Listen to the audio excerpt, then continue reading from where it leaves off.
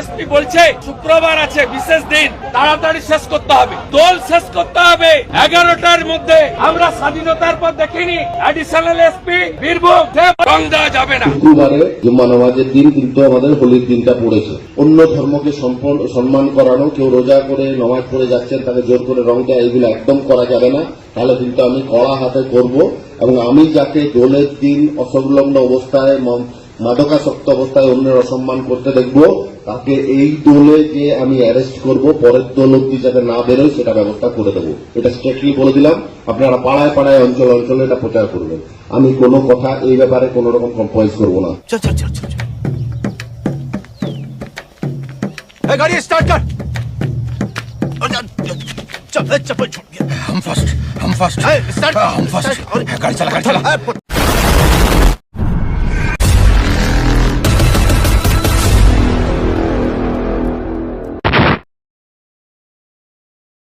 নমস্কার, আমি কৃষ্ণপদ অধিকারী।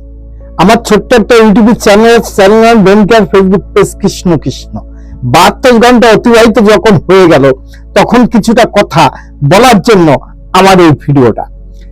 আমরা যারা পশ্চিমবাংলার সনাতনীরা আছি, এই সনাতন ধর্মকে যখন বাঁচিয়ে রাখার জন্য অপ্রাণ দিন রাত 24 ঘন্টা ধরে যে ব্যক্তিরা সোচ্চার হয়েছে, সোশ্যাল মিডিয়ায় বলেন, পথে বলেন, ঘাটে বলেন, সব জায়গায় যে সোচ্চার হয়েছে, সেই ব্যক্তি এখন সবার কাছে যেন শত্রু হয়ে গেল।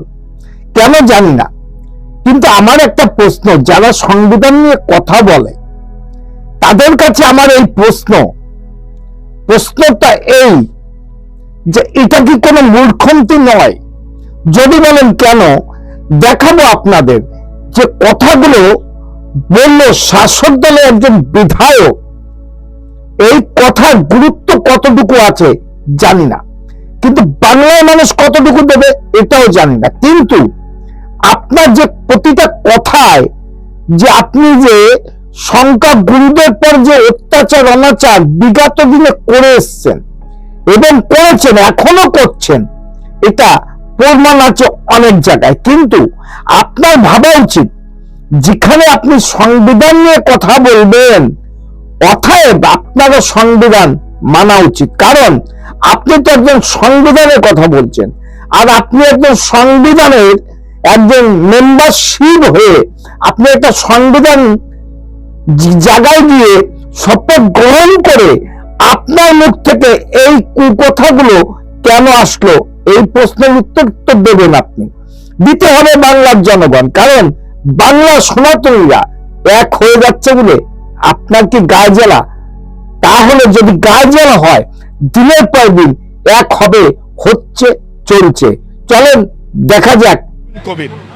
হুমায়ুন কবির, আপনি 72 ঘন্টার সময়সীমা দিয়েছেন, পাল্টা আপনাকে হুঁশিয়ারি ছুঁড়ে দিয়েছেন শুভেন্দু অধিকারীও। আপনি কি আপনার সিদ্ধান্তে অনড়? নিশ্চয়ই অনড়। দেখুন, শুভেন্দু অধিকারী বিরোধী দলনেতা হিসাবে রাজ্য বিধানসভার ভেতরে বাইরে সব জায়গায় তার শাসক দলের বিরোধিতা করা, তাদের সমালোচনা করা, তাদের কোথায় দুর্বল পয়েন্ট সেটা তুলে ধরার অধিকার তার রয়েছে। কিন্তু শুভেন্দু অধিকারী সমগ্র মুসলিম জাতিকে এইভাবে অ্যাটাক করা, আক্রমণ করা, গোটা মুসলিম জাতিকে এত উত্তপ্ত কুৎসিত ভাষায় আক্রমণ করার অধিকার ভারতবর্ষের সংবিধানে কোথাও দেয়া নয়। ঠিকই বলেছেন, ভারতবর্ষের সংবিধানে দেয়া নেই। আমার একই কথা, এই আপনার কথার সঙ্গে আমি 100% একমত। কিন্তু আপনি যে কথাটা বলেছিলেন, এটা কোন সংবিধানের লেখা আছে আপনি বলবেন তো? চলেন, আপনি কি বলেছিলেন দেখা দিই বাংলার জনগণকে। কারণ আপনি যে কথাটা বলেছিলেন সেখানে দাঁড়িয়ে শুভেন্দুর কথার সঙ্গে আপনার কথা তাৎপর্য অনেকটা আছে। চলেন দেখা যাক। কত ধানে কত চাল হয়, 2 ঘন্টার মধ্যে তোমাদেরকে যদি ভাগীরথীর গঙ্গায় না ফেলতে পারি, রাজনীতি থেকে সরে যাব। কত ধানে কত চাল হয়, 2 ঘন্টার মধ্যে তোমাদেরকে যদি ভাগীরথীর গঙ্গায় না ফেলতে পারি, রাজনীতি থেকে কত ধানে কত চাল হয়, 2 ঘন্টার মধ্যে তোমাদেরকে যদি ভাগীরথীর গঙ্গায় না ফেলতে পারি, রাজনীতি থেকে সরে যাব। আছে কত ধানে কত চাল হয়, 2 ঘন্টার মধ্যে তোমাদেরকে যদি ভাগীরথীর গঙ্গায় না ফেলতে পারি। এই কথাটা আপনার কোন রাজনীতিতে লেখা আছে, কোন ধর্মযুদ্ধে লেখা আছে, কোন সংবিধানে লেখা আছে? উত্তর কি আপনার আছে? জানি আপনার কাছে নেই, কারণ আপনি তো মূর্খর মতন কথা সব সময় বলে যাচ্ছেন। সেখানে দাঁড়িয়ে আমরা যদি প্রতিবাদ করি সেটা আমাদের নিন্দা হয়, আর আপনি যেটা বলছেন সেটা গ্রহণযোগ্য, আর আমরা যেটা বলছি সেটা নিন্দার চোখে দেখছেন। এইভাবে এই বাংলা চলতে পারে না।